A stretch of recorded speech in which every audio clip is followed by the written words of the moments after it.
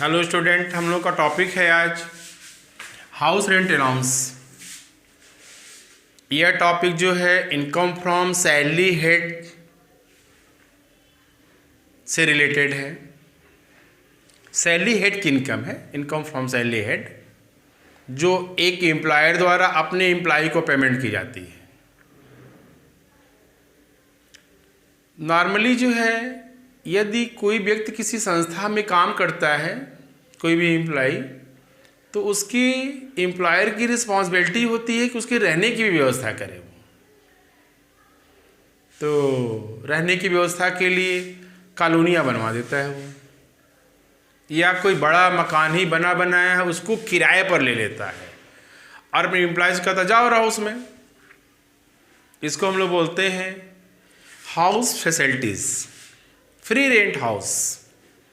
निःशुल्क मकान की सुविधा दे रखा हमने। ये परक्यूजिट्स है। यदि हमारे पास मकान नहीं है, सभी संस्थाओं सभी विभागों के पास अपनी कोई कॉलोनियाँ, अपने कोई वो नहीं होती हैं, कोई मकान नहीं होता है, तब क्या करते हैं ये संस्थाएं, अपने एम्प्लॉई को कहते जाओ कि किराए पे रह लो यार, हर महीने लो 2-2 हज़ार रुपये लेते रहना। जैसा एम्प्लॉई है, ध्यान रखना, ऑफिसर है उसके लिए अलग, चपरासी उसके लिए अलग, क्योंकि सर सबकी कॉस्ट ऑफ लिविंग क्या है, रहन सहन क्या है, अलग अलग है। तो कुछ को तो मकान देते हैं और जिसको मकान नहीं दे पाते हैं सर, उसको हम लोग क्या करते हैं, मकान की किराए के लिए कैश पेमेंट करते हैं मंथली। जैसे भी प्रोविज़न हो पेमेंट करने का, जो भी टर्म और कंडीशन हो, तो जो हम लोग मकान की किराए से रिलेटेड जो पेमेंट एम्प्लॉयर द्वारा एम्प्लॉय को किया जाता है, उस अमाउंट को ही बोलते हैं हम लोग हाउस रेंट अलाउंस। अलाउंस तो क्लियर है, इसके पहले के वीडियो में आप देखे होंगे अलाउंसेस क्या हम लोग का है। Any payment in cash to employ by employer for a certain purpose is called allowances. तो यदि मकान के किराए के रूप में हम आपको पेमेंट कर रहे हैं, किराए के पर्पज से आपको पेमेंट कर रहे हैं हर मंथ, जाओ ये पैसा लो किराए पे रहना, तो इस अमाउंट क्या बोलेंगे हम लोग, हाउस रेंट अलाउंस। चूँकि यह अमाउंट एम्प्लॉयर द्वारा एम्प्लॉय को दिया जा रहा है, for this reason this amount included included under salary head according 17(1) ये कहता है कि कोई भी कैश हो, फैसिलिटी हो, गुड्स हो, एम्प्लॉयर अपने एम्प्लॉय को देता है, सब क्या किस में इंक्लूड होगा, इनकम फ्रॉम सैलरी हेड में इंक्लूड हो जाएगा। इसी में एक टॉपिक हम लोगों का है हाउस रेंट अलाउंस। तो क्लियर हो गया हम लोगों का कि सर ये मकान किराया भत्ता है क्या। चलिए, अब मकान किराया हाउस रेंट अलाउंस के संबंध में जो भी प्रोविज़न है, जो भी रूल रेगुलेशन है, अंडर सेक्शन 10(13)(1) में बताए गए हैं। सबसे पहले तो ये कहा गया है, ये ध्यान रखिए, कोई भी इनकम टैक्स में रूल रेगुलेशन प्रोविज़न है, उसी के अकॉर्डिंग हम आपको बताने की कोशिश करते हैं ईजी वे में। कोई अपने पास से न एक्स्ट्रा जोड़ सकते हैं न उसको घटा सकते हैं। जो भी प्रोविज़न है उसी को हम ईजी वे में प्रेजेंट करते हैं, आपको समझाने की कोशिश करते हैं। तो हाउस रेंट अलाउंस के बारे में जितने भी रूल रेगुलेशन प्रोविज़न बताए गए हैं, किस सेक्शन में है, सेक्शन 10(13)(a) में है। तो सबसे पहले तो ये कहा गया कि sir house rent allowance is a partly taxable and partly tax free allowances. मतलब कि सर मकान किराया भत्ता आंशिक कर योग्य एवं आंशिक कर मुक्त भत्ता है। मतलब कुछ रकम इसकी टैक्स फ्री है और कुछ रकम क्या है, इसकी टैक्सेबल है। कुछ पे टैक्स देना होगा और कुछ पे टैक्स नहीं देना होगा। मीन्स कुछ रकम आपको जोड़ी जाएगी, कुछ जोड़ी नहीं जाएगी, घटा दी जाएगी।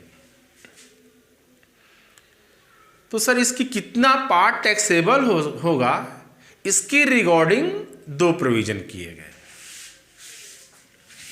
पहला प्रोविज़न क्या है कि सर यदि एम्प्लॉय ऐसे मकान में रहता है, एचआरए तो मिल रहा है हमको, हम ऐसे मकान में रहते हैं जहाँ पे सर हमको किराया देना ही नहीं है, ससुराल में रहते हैं, मौसी के वहाँ रहते हैं, नानी के घर रहते हैं, या अपने ही मकान में रहते हैं और एम्प्लॉयर से एचआरए ले रहे हैं,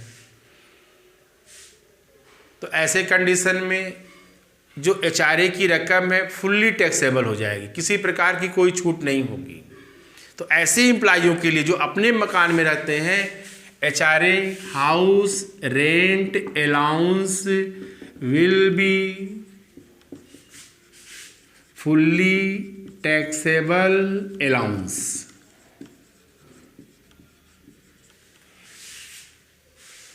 यानी कि मकान किराया भत्ते की रकम पूर्तिक कर होगी, उसकी पूरी रकम उसके वेतन में जोड़ी जाएगी। ये हमेशा ध्यान रखिए, जो हम रूल रेगुलेशन बोलते हैं किसी पार्टिकुलर एम्प्लॉय के लिए नहीं बोलते हैं, सबके लिए बोलते हैं। गवर्नमेंट सेक्टर का हो चाहे प्राइवेट सेक्टर का हो, DM हो चपरासी हो, टीचर हो, कुछ भी हो। चलिए पहला समझ गए हम लोग। सर यदि कर्मचारी जो है ऐसे मकान में रह रहा है जहाँ पे उसको किराए का भुगतान करना ही नहीं है, फ्री वाले मकान में रह रहा है, तो this allowances will be fully taxable allowance. तो यह भत्ता जो है पूर्तिक कर योग्य भत्ता होगा, पूरी रकम उसके सैलरी में इंक्लूड की जाएगी। जब हम लोग ये कंप्यूट करेंगे कि सर उसकी सैलरी 2.5 लाख रुपए से अधिक हो रही है या कम है, कैसे समझाए थे? 2.5 लाख रुपए से अधिक होगी तो उसको टैक्स देना होगा, 2.5 लाख से कम होगी 2.5 लाख तक फिर हम लोग का मिनिमम एजम्पशन अमाउंट है। कितनी अमाउंट टैक्सेबल है, कितनी टैक्स फ्री है, पीछे आपको एक वीडियो समझाए थे कंप्यूटेशन ऑफ टैक्स, आयकर की गणना, जाके पीछे वीडियो में ज़रूर देखिएगा। 2 रिज्यूम बताए गए थे, ओल्ड और न्यू, वो अलग का टॉपिक है, हम लोग आज के वाले चारे पे डिस्कस करते हैं। पहला क्लियर। दूसरा क्या है, यदि एम्प्लॉय ऐसे मकान में रह रहा है जहाँ पे किराए का पेमेंट करना है उसको, तब तो सर इस अलाउंस में से कुछ रकम छूट दी जाएगी, कुछ रकम एजेम्प्ट होगी। इसका मतलब ये पार्टली टैक्सेबल और पार्टली टैक्स फ्री अलाउंस हो जाएगा।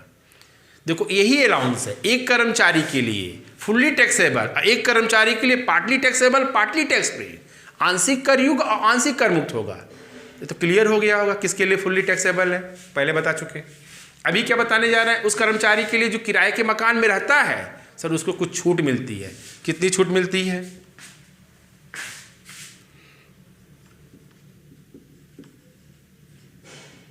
Whichever is less, first, second and third will be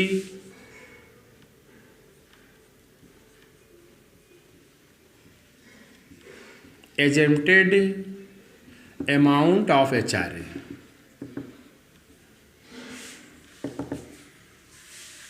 तो यदि वो किराए वाले मकान में रह रहा है, किराए का भुगतान कर रहा है, तो निम्न 3 में से जो रकम कम होगी उसको छूट मिल जाएगी। पहला पॉइंट, दूसरा पॉइंट और तीसरा पॉइंट। पहला पॉइंट क्या हम लोग का है, एक्चुअल HRA अमाउंट। दूसरा पॉइंट क्या है, रेंट पेड बाई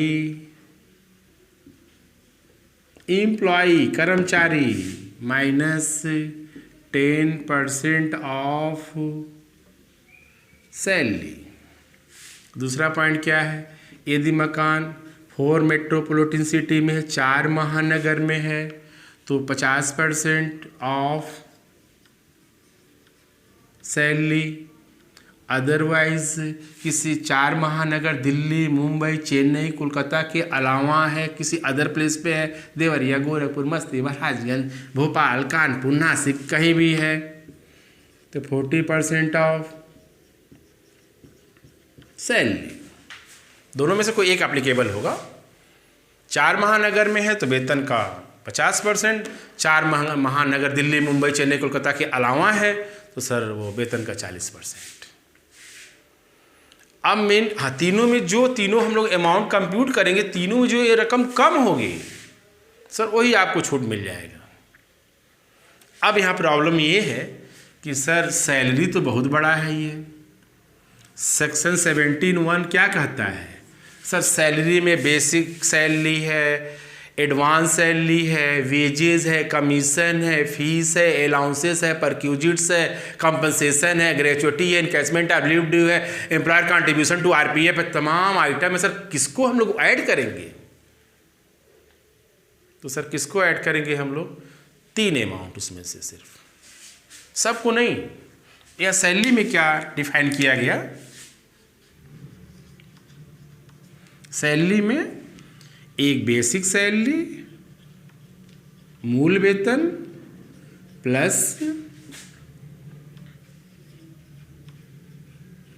डीएनएस पे अलाउंस नहीं, प्लस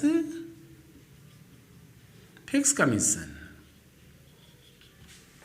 3 चीज, 3 अमाउंट। जिस तरह HRA बना है ना, HRA, तो याद रखिए HRA में जब भी हम लोग एजेम्प्टेड अमाउंट कंप्यूट करेंगे तो सर वो बेसिक सैलरी, डीएनएस पे और फिक्स कमीशन को कंसीडर करना है। 3 अमाउंट केवल। सैलरी का भी डिफिनीशन दिए हैं, हमको बार बार बोलने की जरूरत नहीं है। इस सारे में कितना कंप्यूट कर, क्यों 3 अमाउंट को लेना है। आइए फॉर एग्जांपल समझते हैं इसको हम लोग, थोड़ा और क्लियर हो जाएगा। एक एम्प्लॉई है, उसको बेसिक सैलरी है 2 लाख रुपए, उसको डीएनएस पे है 40,000 रुपये, उसका कमीशन है, बिक्री पर कमीशन, माल भी बेचता है सर 10,000 रुपये है। ठीक, इसके अलावा सर फीस है सर वो 30,000 रुपये है। इसके अलावा अलाउंस पाता है वो एचआरए कितना मिल रहा है उसको है सर, एचआरए उसको मिल रही है कितना 50,000। तब तो सर एचआरए अगर 50 सर, अच्छा कितना रेंट पेड उसका है?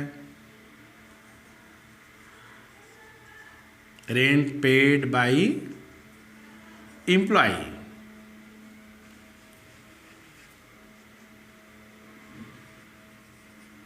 कितना उसका रेंट पेड हम लोग का है सर वो 30,000।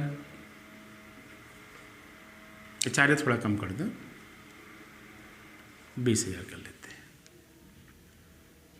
चलिए, तो जो एचआरए को यहाँ मिल रहा है तो सर कितनी रकम टैक्सेबल होगी? यदि ये कर्मचारी है, इस कैटेगरी में कौन कर्मचारी? ऐसा कर्मचारी जो किराए का भुगतान करता ही नहीं है, तब तो सर इसको एजेम्प्टेड अमाउंट कितना होगा इसका? लेस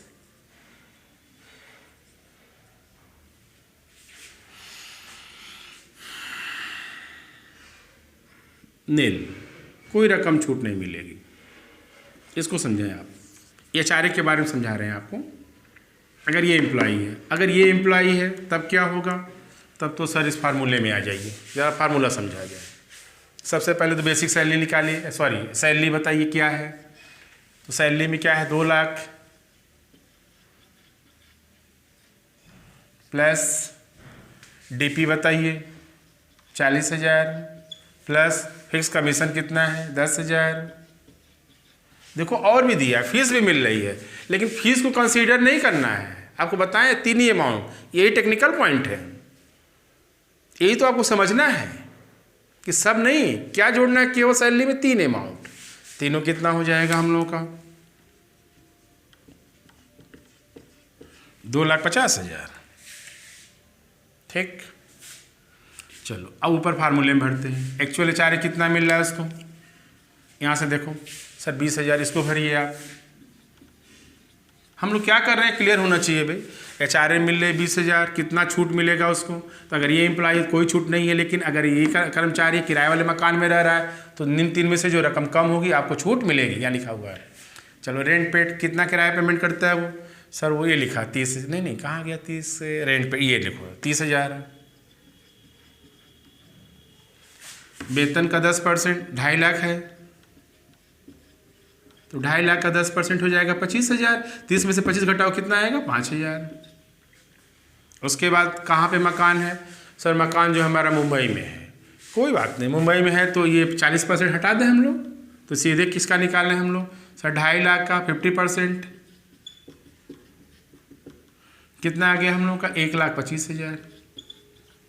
अब ध्यान से देखो, पहला पॉइंट एक्चुअल एचआरए 20,000 तो लिख ही लिए वहाँ पे, दूसरा 5,000, तीसरा 1,25,000। तीनों में कौन कम है? बीच इज लेस 5,000। 5,000 की आपको छूट मिल जाएगी।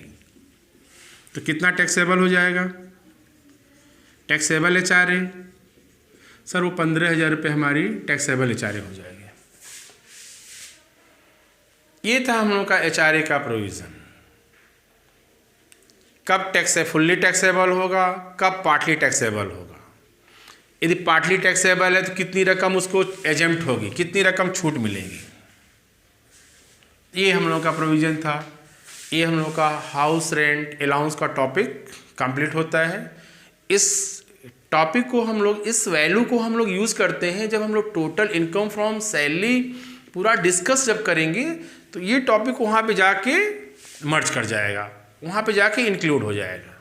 हम लोग सैलरी हेड का अलग अलग टॉपिक पे अलग अलग डिस्कस करना है, क्योंकि हर टॉपिक का रूल रेगुलेशन क्या है, अलग है। तो ये हम लोग का वीडियो कंप्लीट है। वीडियो अच्छा लगे तो ज़रूर लाइक कीजिए, सब्सक्राइब कीजिए। Thank you.